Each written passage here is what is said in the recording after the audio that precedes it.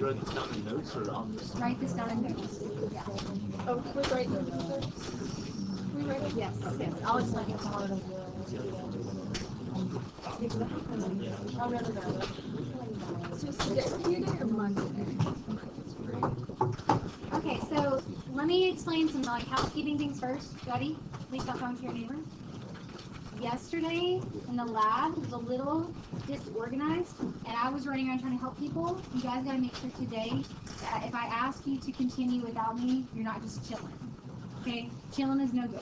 If you guys have stuff to do, and I'm trying to get you completed in class, you don't have to do it at home, but we can always pass things to home if needed, but I'd rather not. You guys have stuff to do, it's fine.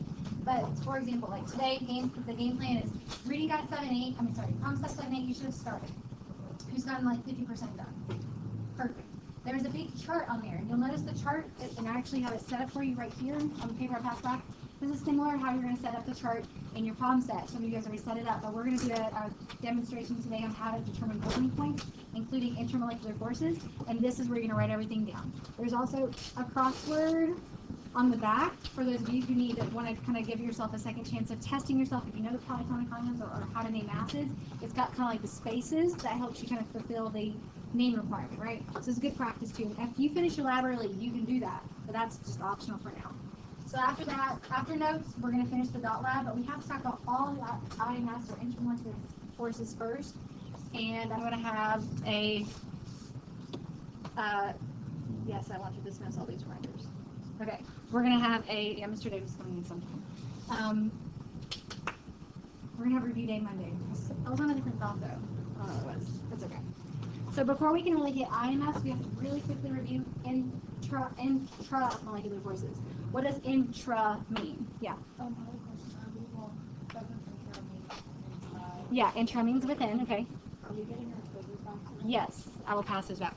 Oh yeah, and if you did not get a pass from me, does not mean necessarily that you passed your quiz with flying colors. It just means that it wasn't back. But you guys can come after, well, not after school. You guys can come Monday before school, Monday during field, Monday after school to get extra help on that too. Okay, and or during class because Monday is review day for us. So you're writing down this information. Intra is what I'm starting with. What are the two types of bonds that we've talked about that occur between, within a compound, Two types of bonds. Ionic and covalent. Okay. So those are things that are within. So I think some of us, our little surveys we did, we were introverts, right? Introverts means that you're kind of ones that work well by yourself. You're independent learner. You're independent worker. So you're very intramolecular. It's something within yourself. So those are the two types of bonds that occur within a molecule or within a formula unit. Going back up here, inter, what does inter mean? Outside. It's kind of outside, but it's not only outside, it's between two things on the outside, right? So, for example, I can have a molecule A and a molecule B, and where would their attraction be? Between them, right in the middle. So there's this attraction, I usually indicate attraction with dashes or dots, not a full bond, because an attraction or a force of attraction is just very temporary. It's transient. It can move. So the intermolecular forces that we're going to talk about today are really only concerning covalent compounds, but they occur between a compound A and a compound B, or two different compounds. And that makes sense because think of like the interstate. What does interstate refer to? The highway between two states, right? So it's always talking about two entities at a time. I'm going to cut the lights down a little bit. You feel sleepy for some unknown reason? Friday, period. Then you go to the end of the last day. Okay. I feel like that's better. My board is awful, so we have to go with this. Okay, before we go to intermolecular forces, we're going to really quickly highlight the intramolecular forces. So we already talked about ionic bonds, and we talked about how you could figure out what ionic bond is stronger than another ionic bond. How did we do that? How could we tell the strength of an ionic bond? Yeah. You like multiply charges. It's called charge product. Charge product. I don't know if the charge is there. So if I'm multiplying the charges, that means I have to know the charges, which means I have to go find it on the periodic table, correct? So aluminum oxide, how do I know that's ionic? starts with a metal. There you go. Shout it out. Okay. What is that metal's charge? What is aluminum's charge? Because it's in group 3. It has 3 valence electrons. It loses those 3 valence electrons. Okay. Oxide is oxygen, and oxygen has a charge of, it has 6 valence electrons, not its charge. 2, because it's got 6 valence electrons. It's so close to 8, it gains 2 electrons. So I'm kind of reviewing nomenclature as we go here. Anyway, we only needed that to pull these 2 charges. So when I say 3 times 2, I get 6. So when I multiply 3 times 2, I get 6. The sign is irrelevant, it's the magnitude. That's a pretty dang strong bond, okay? Compare that to sodium chloride and sodium oxide. Tell me my same process again. Sodium has 1 plus charge. Oxygen has, chlorine has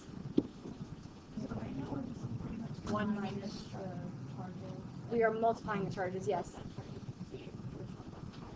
And I'm going to tell you why this is important in just a second. So chlorine has a -1 at Hz because it's in group 7. It gains 1 electron to look like that of a noble gas. So 1 times 1? 1. Okay, so I'm just simply multiplying these to get a number. Okay, and then last one, sodium and oxygen. We already know these charges. We just wrote these down, so I just quickly wrote that for you. Tell me what the charge product is. 2. Okay, so when you're comparing this charge product here, this actually gives you the opportunity to decide which of these has the highest boiling point or melting point or any point like that, okay? The strength of this bond will determine the physical properties such as boiling point, melting point, viscosity, surface tension, all that kind of stuff. So the stronger they are, the harder they're going to, or the harder it is to break them apart, to pull them apart. So which of these do you think has the highest melting point? Aluminum oxide, just simply because it's got the strongest bond. It takes a lot of oomph to get it to break apart and to melt, okay? So that's going to have the highest melting point. What's next? What's the next highest? Sodium oxide, and then the lowest melting point is going to be sodium chloride. So that's how you compare ionic to ionic. Kind of a side note, this is just a quick reminder, this is from Reading Guide 8. A lot of this is just words, okay, words from covalent. This down here is what I'm going to really focus on. So when we're talking about covalent compounds, we've actually drawn a couple of these. We've drawn single bonds, double bonds, and triple bonds. But we need to understand their strength differences. And their strength differences is just based off 1 bond is weaker than 2 bonds, which is weaker than 3 bonds. So the strength actually kind of makes sense. But it's the length of the bond that maybe doesn't make as much sense. So I'll let you write down a little bit of this first, and then I'll explain.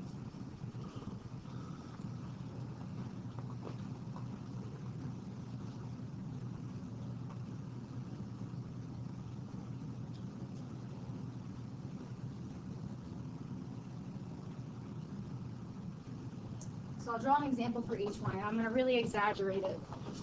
I heard people studying in the library. What's the word for exaggerated but not supposed to be taken literally?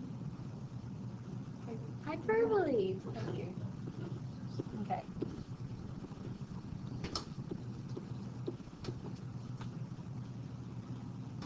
Okay, so if you're done with that, you should be able to look at the length that I've indicated for these types of bonds and tell me, is it directly related or is it a direct relationship or indirect relationship between the strength of the bond and the length of the bond? Raise your hand if you say direct. Raise your hand if you say indirect. I see a couple, okay, like 5 people participating in my survey, great. So long bonds are weak. So basically increasing strength does what to the length? Brings it closer together. It's like you have 1 bond with somebody, and you have a 2nd bond, and then you just hold on to them for dear life, and you're really close to them, right? So that's the same thing between the carbons here, here, here. Basically, the long ones, their nuclei between the 2 carbons are less attracted to the electrons in the opposite carbon. But these down here have a really, really strong relationship, a strong attraction, so they pull closer together in that bond. What did we draw that had a triple bond in our lab yesterday? Is your lab sheet in front of you? Maybe just pull it out. It's 71% of our atmosphere. Lies. Oh, nitrogen, N2, it's nitrogen. So those of you who do not have that correct still, please fix that. That is nitrogen, triple bond. Okay, so that's it for the covalent right now. Now we're going to start with IMFs. IMFs. Before I do that. We've seen something like this before in biologia. You guys know what I'm saying? Biology. Right? So what are these things, these dashed lines that are holding the two nucleotides together? Say again? You guys remember? Every person in here took biology.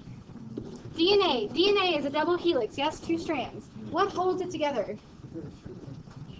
No, that's what holds this strand and this strand together. Hydrogen bonds, yes. Hydrogen bonds, you remember? Yeah. Okay, is that literally a bond? No. Dash line means? Well, what's it mean? Attraction. Okay, so the hydrogen bond here is literally not a bond. I wish I could change the name of it. I'm not that high in the chemistry echelon. I'm working on it. I can't change the name. But it's actually a hydrogen attraction. But we literally call it a hydrogen bond for no reason at all. It's not a bond. Is an ionic bond a bond? Not really. It's a positive negative attraction. What's the truest bond we have? Covalent, because it's like touch, hold. Okay? That's a bond. We can all have bonds together, but we can't. We have to finish our notes first. So hydrogen bond is kind of the first part that you already knew about, but that's an IMF. That's an intermolecular force. You already know one of them. So this is on your desk, right? Yes? I'll keep the lights off. This video introduces each of these IMFs first. And if I introduce them to you in picture form and video form first, I think it'll click better, and then we'll kind of complete the notes together on the rest of these. Everybody has this. Yes? So we just watch the video? No, I'm going to tell you what to write down, okay? Sorry, shush. You are going to take down a couple of notes, a couple of details about what he says in terms of the bonds between. He's either going to say polar molecules or non-polar molecules. He's also going to give a little bit of information about what's the strongest. I'm going to take notes up here to kind of demonstrate what you should be talking about. Kind of gleaning from the video, okay? So he's pretty cool. His name is Paul. What's up, Paul? In between molecules. In particular, we're talking about the attractive forces. The attractive forces between molecules is really what ends up governing all physical properties. And when I say physical properties, I mean boiling point, melting point, viscosity, surface tension, stuff like that are physical properties. And it's really governed by how strongly these molecules are stuck together. Turns out a lot of these intermolecular forces also affect the way chemicals react, because a lot of these same forces govern the way chemicals come together, and then if you can get them together, you have the possibility of a chemical reaction. We generally cover 3 basic intermolecular forces that we give 3 distinct names. The differences are really pretty subtle. It all comes down to the difference of a positive charge and a negative charge. That's really what the... So he's going to talk in this order, just BT dubs. He's going to say dipole first, so that's the second one in your box. It's not in the same order. That was my fault. Attractive force is about. So you have positive and you have negative. The more positive it is, the more negative it is, the stronger the force. This is simply Coulombic attraction. Positive attracts negative. And we have all degrees of this. It's just a matter of how positive and how negative. Most molecules, being neutral species, do not have full positives and full negatives on them. That tends to be the world of ionic molecules. So we're constantly writing partial positive and partial negative. We even have the way we symbolize it on paper, which you should be used to as these partial positive and partial negative charges. Matter of fact, if you can get enough distribution within your molecule to where you have a lot of positive charge on one side and negative charge on the other, you can get what we call a polar molecule. A permanent dipole is a polar molecule. And if you have a permanent dipole, you're going to have a setup within the molecule where you always have partial positive, you always have partial negative. And those are going to get together. That's called dipole-dipole interaction. Okay, so he just said what kind of molecules are interacting here. What kind of molecules? We have two types. Polar, non-polar, right? So you have polar up here in your type of molecules. So let's pretend this is carbon monoxide, CO. Who's done the problem set? Tell me what kind of box to train on.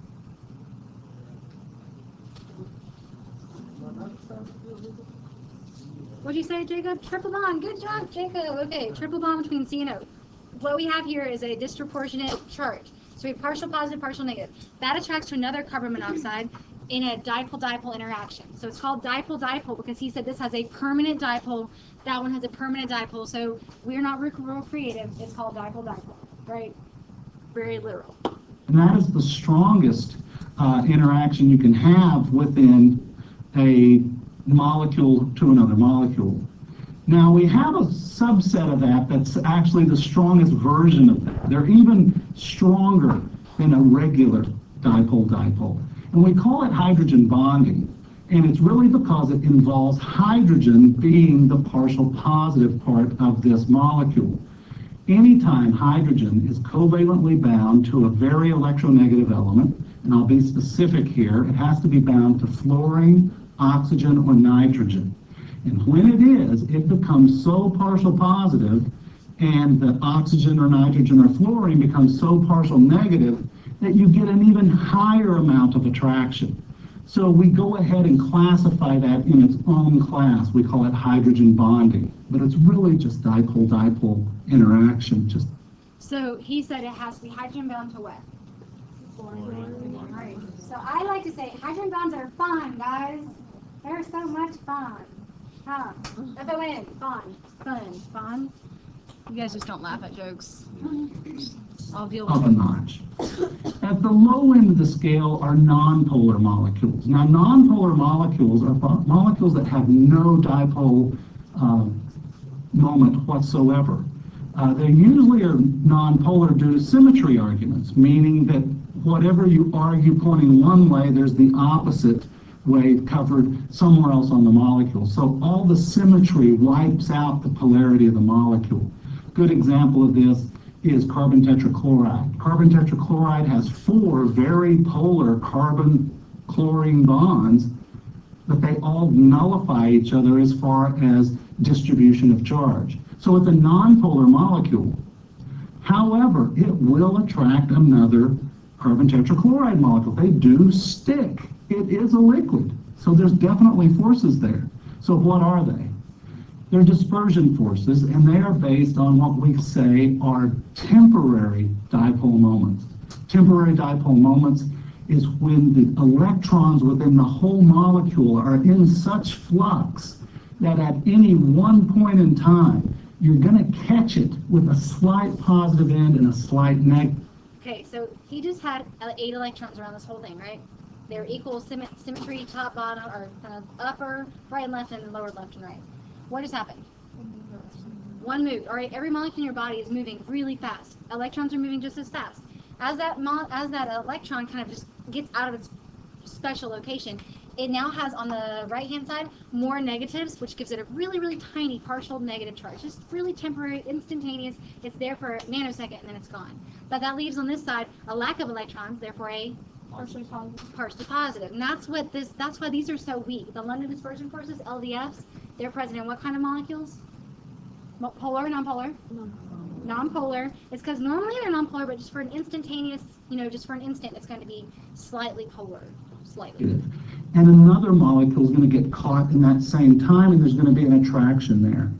This will change over time and time again in very fast time frame, yet the attraction is there.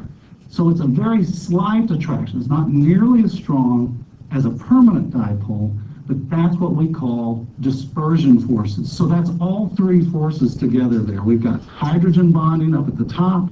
Okay, so we just talked about that. Tell me, what's new here? What's new from my list that we can add?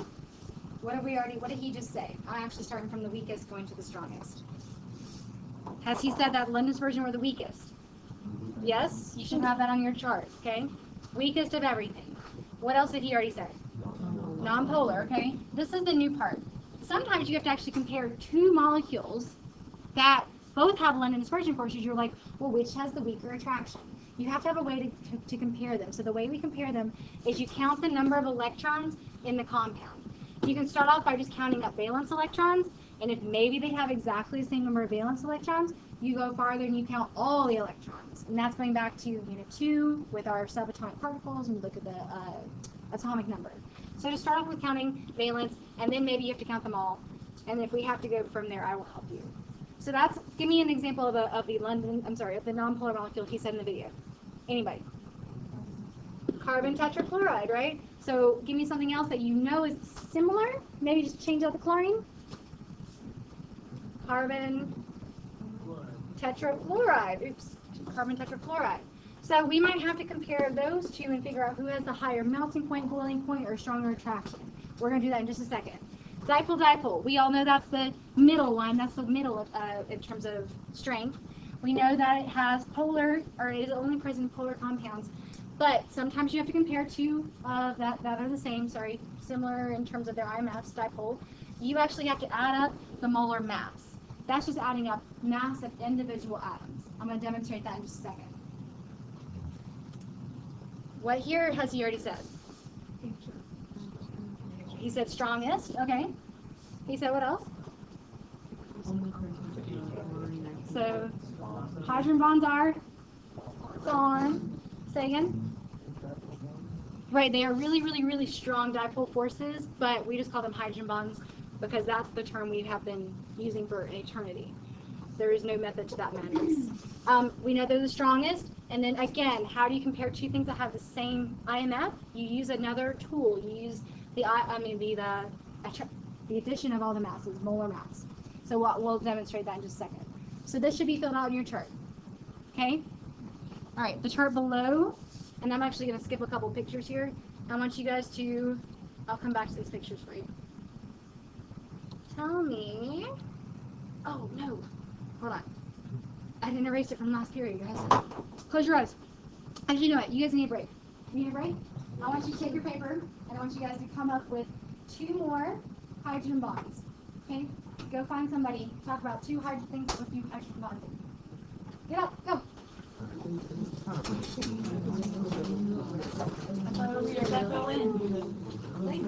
Oh, I heard DNA. We already used that example. Hey, give me new stuff.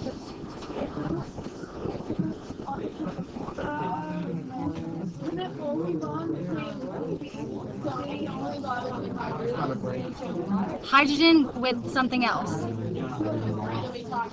Yes. Yes.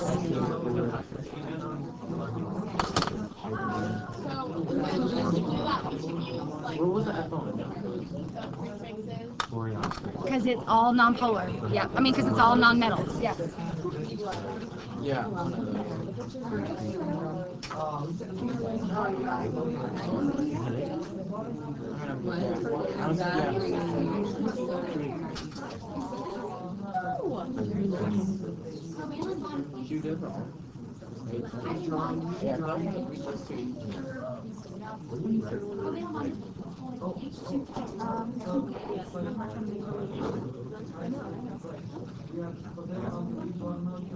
Was he in here when I said I'm going to have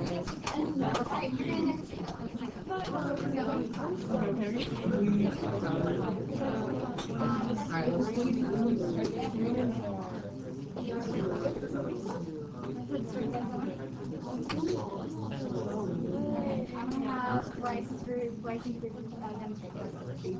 Okay, good, good. What else? Yeah. Hydrochloric acid. So you said H2O, so... we just thought something was H2O. Yeah, HS, that's good. H3O plus hydronium. Yeah, yeah. Hey! All right, you have 5 seconds to write your seats. 5, 4, 3, dose, 1. Okay. Oh, Bryson and Jack, will you guys demonstrate hydrogen bonding for me? Come on, get up. Get up, get up, get up. All right. Oh, okay, well, I just showed you. You already chose you. So, water molecule, you guys have to see up here. Water molecule, water molecule. You see them? Squint your eyes, they look like water molecules, right? A little bit? Yep, you look like a water molecule. No, you don't. So, H2O, H2O. What's holding H2O together? What kind of bonds? Holding it together. Covalent bonds. It's just between two nominals. What holds two H2Os together? No, don't touch. Don't touch. It's just contraction. Like we want. But it's just an attraction. What's holding them together in liquid form? Here, we can all do it. Liquid form. What's holding us together? It's just an attraction. What are the three IMFs for hydrogen bonding? Thank you. Thank you. We were trying not to touch. We were just being attracted. Okay, as of here. On your sheet, you have a table. We're going to quickly draw these Lewis dot models because we've drawn them and we're a boss now. We're really good at this.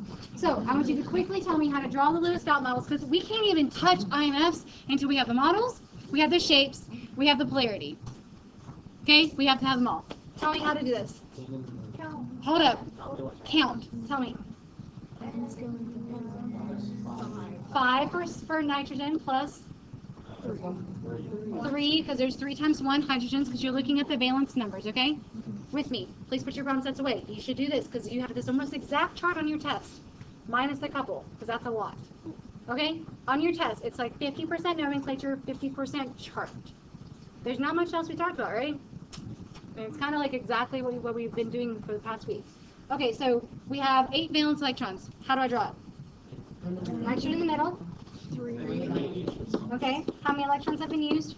6. Okay, where's the rest go? Lone pair. Okay, tell me the shape. Look on your yellow sheet. You guys will get this yellow sheet. You get it on the test, so you gotta know how to use it. Okay, so you did that by doing what and what? 3 ligands, 1 lone pair. So I'm just gonna write trigonal pyramidal next to it. Next, dihydrogen monoxide, aka, whoa, too fast. What's first up? 8 valence electrons. How did you do that? You did 2 times 1 for for hydrogen, plus 6. Okay, total? 8. Who goes in the middle?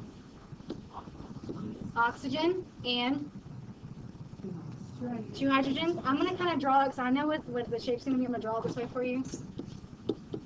Okay, there's 4 so far. Can we draw it? 2 lone pair. Can you draw it what?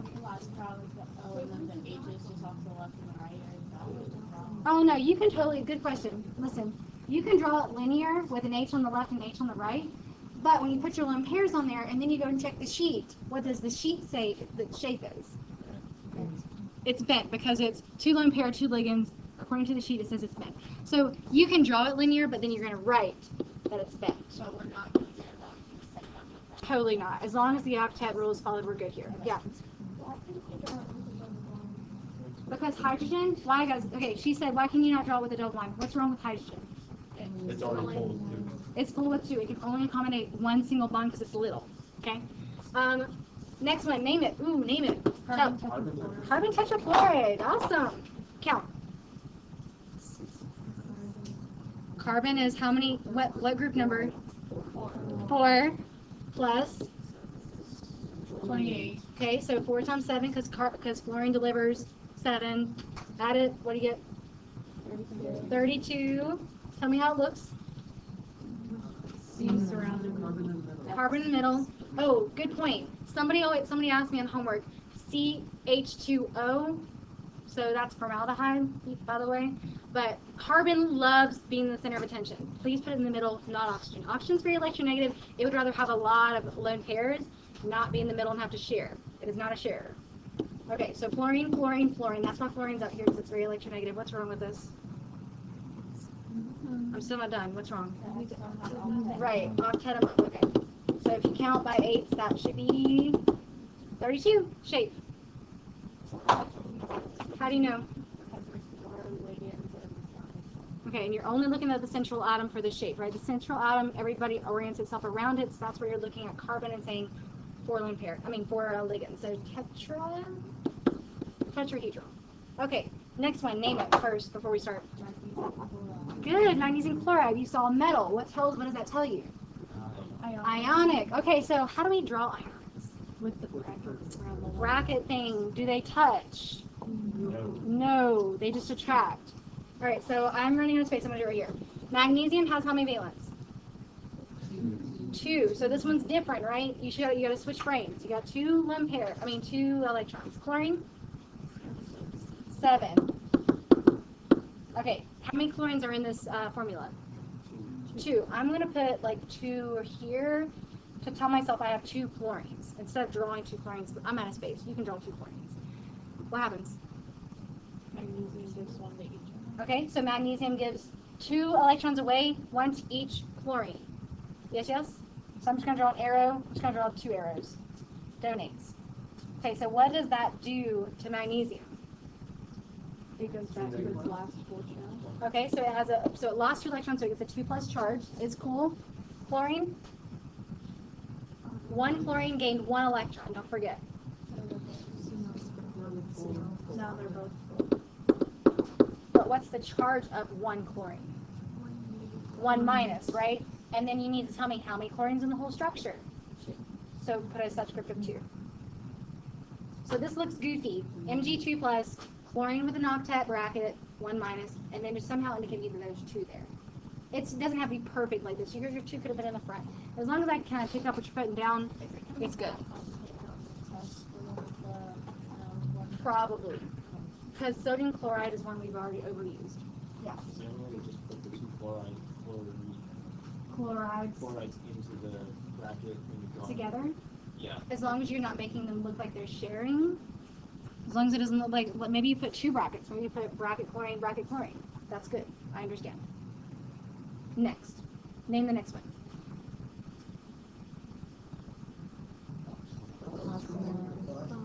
Phosphorus. Why are you saying try? That's good. Why are you saying uh-huh. Why are you allowed to say try? Because it's covalent, okay? Reviewing nomenclature. Okay, so phosphorus trichloride. Phosphorus in group 5. Chlorine's in group 7. How many? 26 valence electrons to work with. Okay, who goes in the middle? Okay, you should be drawing this one. This is a good one. It might be similar to one on your test. Wink, wink. Okay. Tell me more. Octet. Just stab the board. Okay. Do I have 26? No. What's wrong? 24. So where do I add it? Lone pair on top of it. Lone pair on phosphorus. Okay. Shape.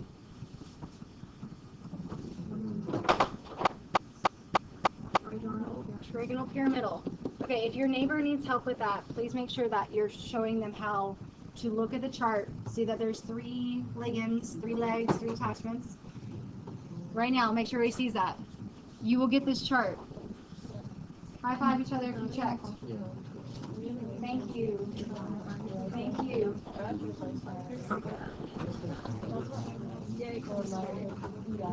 Okay, back with me. Trigonal pyramidal is good. Nitrogen, we already know what this looks like. What does it look like? 3. How many bonds? Triple bond. It's super strong. That's why it's a gas, or that's why it stays in our atmosphere. It doesn't break down very well. It had 10 valence electrons, FYI. So that is our triple bond. We've drawn that like 5 times. I'm not going through that one. Shape. It's not on the sheet. Why is it linear? Because they don't like repel each other. Right. And like, how do you connect 2 dots, right? With a line. Nitrogen connected nitrogen with a line. It can't be any other shape. It's a line. It's linear. Okay. Linear. And then sodium chloride. Oh, NaCl. Sodium chloride. How do I draw this? Na with.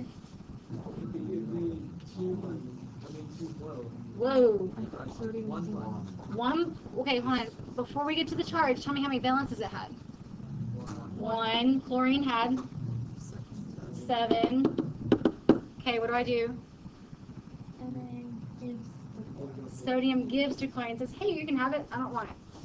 And now sodium has a charge of 1 plus because it had a 1 electron, got rid of it. Chlorine has charge of 1 minus. Okay, yeah. So on the test, we're gonna have to do both sides of the arrow, not just like the final. I want to see the process because that really tells me, you know, that it's donating and it's anymore. It has a 1 plus charge. Okay, so that stuff we already knew, right? Yeah. All right. Visualizing these in your head, thinking about the structures you guys are going to build in a little bit too. Think about this and tell me if it's a polar or non-polar molecule, and then we'll finally get to the IMFs part. Okay? Polar, non-polar for ammonia. Why? So it's a pyramid. Lone pair on top, negative, positive, poles. Polar. Just put a P. Water. It is bent. Think about it being bent. Think about where the lone pairs are. Polar. Who knew water was polar before they walked in my classroom? Go biology teachers. Okay, water is polar. Carbon tetrafluoride. Why? Symmetrical. Think of this side. It's kind of, I know that's purple. Pretend it's white. I mean, gray. So it's just kind of equal everywhere. It doesn't really matter which way you turn it. It looks the same. No unequal distribution of electrons. So nonpolar. Okay? Doesn't have a shape. Why? It's ionic. So I'm not going to deal with the polarity either because it's ionic. So just put Na or Na or XX. Sponsor is trichloride. Why polar? Right. Your lone pair here pushes into a pyramid shape. Negative, not so negative. Nonpolar. Nitrogen?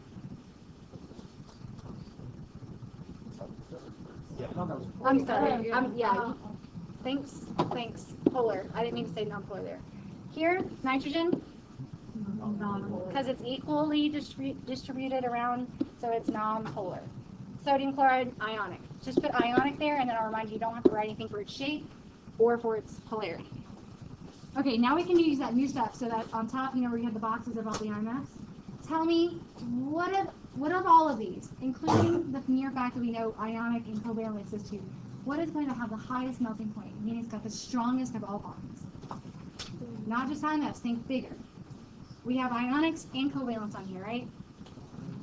The ionic bonds are stronger than covalent bonds, point blank, okay?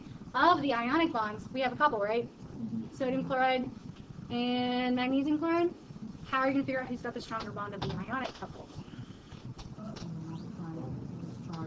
Charged product, good. So charged product. So what's magnesium's charged product? 2, because you're saying what times what? So a +2 charge for magnesium times a -1 from chlorine gives us 2. And sodium chloride? 1. So who's stronger? Magnesium chloride. So put like number 1. This one has the highest boiling point of every single compound on the board. Highest boiling point, magnesium chloride. Who's got the second highest? Why?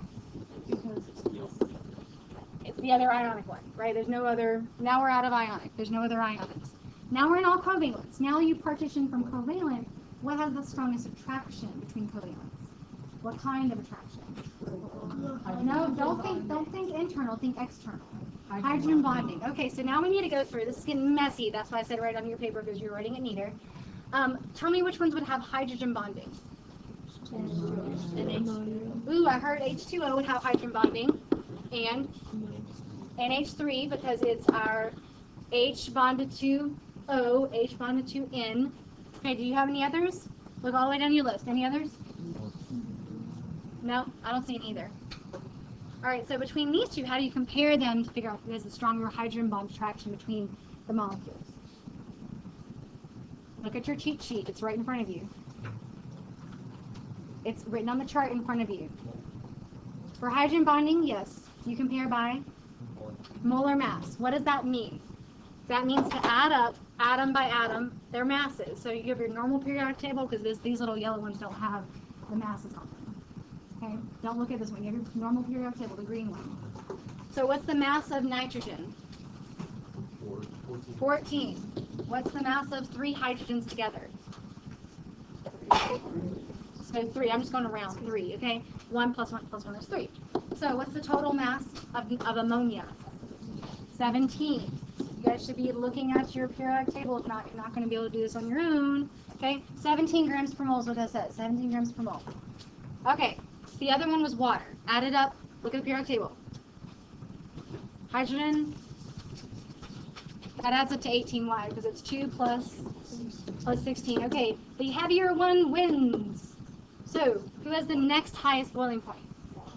H2O, because it's heavier. It's when you get to the point where you're comparing two of the same IMFs, you have to have another route. That's why the molar mass comes into play. So we just did ionic, then we did hydrogen bonding. We said water was next. So then what's the fourth one? Ammonia, because it's the only other one with hydrogen bonding.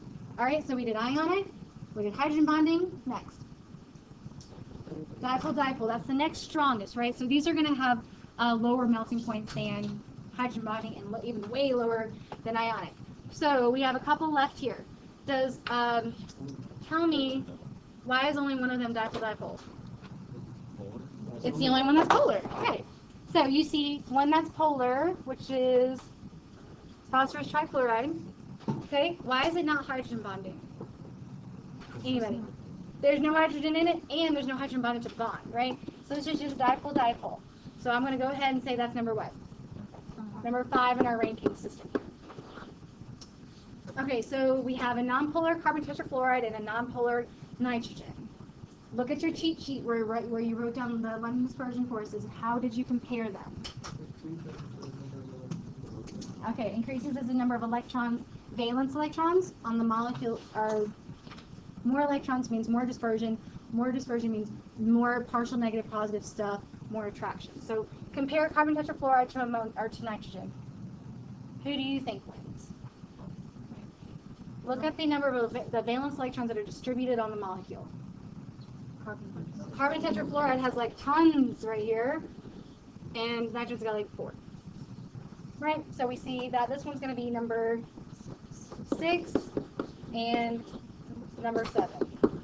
So, who has the highest melting point? Magnesium chloride. Who has the lowest melting point? Nitrogen. Who do you think is a gas at room temperature? Nitrogen. So, because its boiling point or melting point is so low, it doesn't even exist as a solid. Have you ever seen solid nitrogen? Have you ever seen liquid nitrogen? Yes. Yes, we know that exists, but what's the temperature of it? Extremely cold, right? Extremely cold. So cold it would burn you. But at a gaseous state, it's a gas. It's normal in its gaseous state because the temperature, room temperature, is so high compared to what it should be melting at. Have you ever seen? Okay, so think sodium chloride instead of magnesium chloride. Have you ever seen liquid sodium chloride? Like pure liquid sodium chloride? No, you've seen salt water. That's not liquid sodium chloride.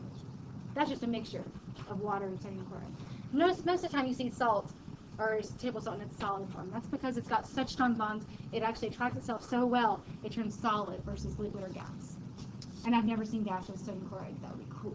I've never seen a lot of gases that they're clear most of the time. Okay. So here's what we're going to do. We have 25 minutes to do this. Most of you guys did really, really well in the lab finishing up yesterday, but pull out your lab sheet. You have this sheet to help you with your IMFs. What I want to do, you have 3 things to do. Listen. You're going to finish your lab. You're going to be patient and let me come to you and check your molecules. Those of you who got started late yesterday, you've got a boogie because you got to move through this today. After that, on the back is your puzzle to get started on remembering your acids. After that, ask me questions, ask each other, start on problems at 7, 8. Okay? We have more time left in my section now than we had in third period. So you guys will get it done. Go.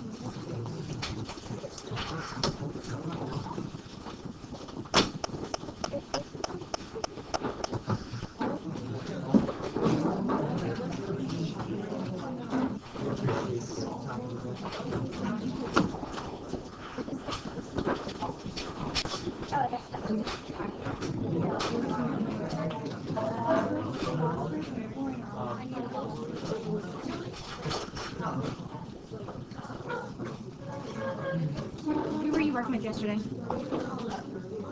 you remember? Who were you working with yesterday? Oh, good. Okay. Are you checking all of ours? Yeah, I'm coming.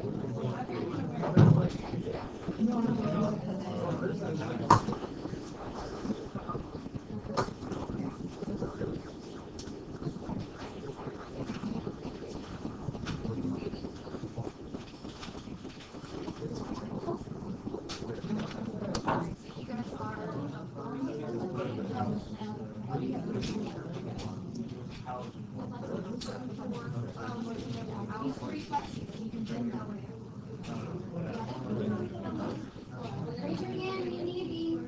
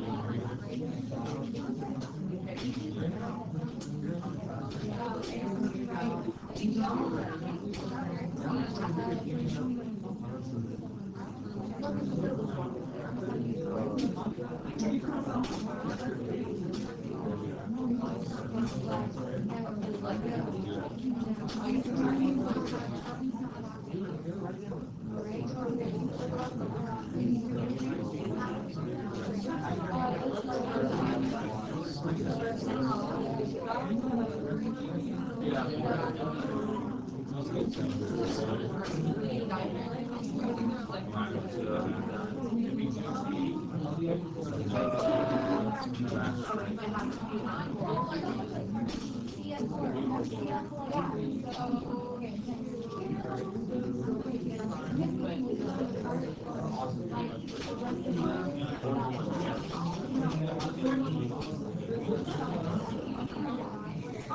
there are lots to do in the chart. You have to complete the chart today. Do not sit and wait on me. I will come, I promise. Okay, so look at the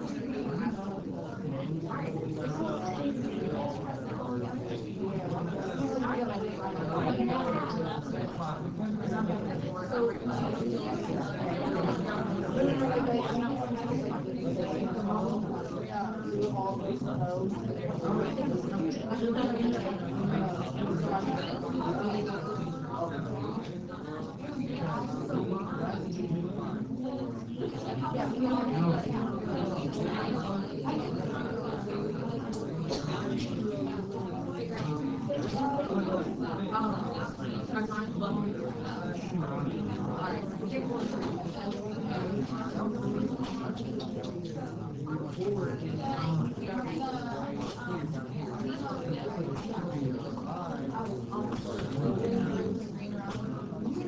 alerts keep coming up. I swear.